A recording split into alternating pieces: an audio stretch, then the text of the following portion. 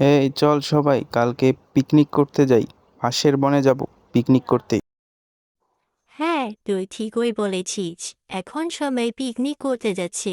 আমরাও চল, পাশে মনে একটা ভালো জায়গা আছে, সেখানেই পিকনিক করতে যাই।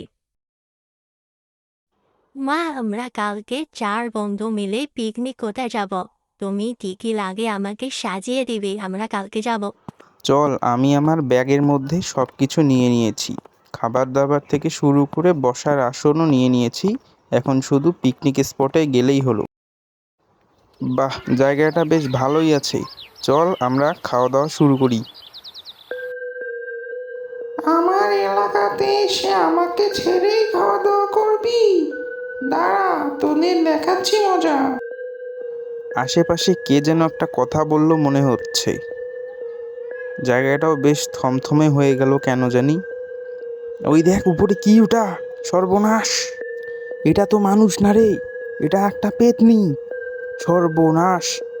এই পেতনি, তুই আমাদের কিছু করিস না, আমরা এখান থেকে চলে যাব।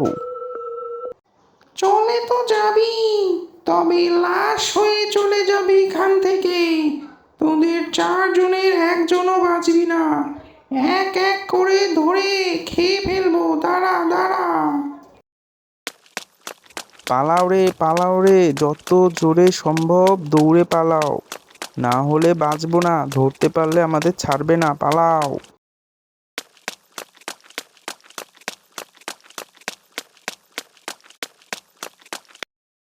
আজকে তো পিকনিক খেতে গিয়ে আমাদেরকেই পেতনি খেয়ে নিত।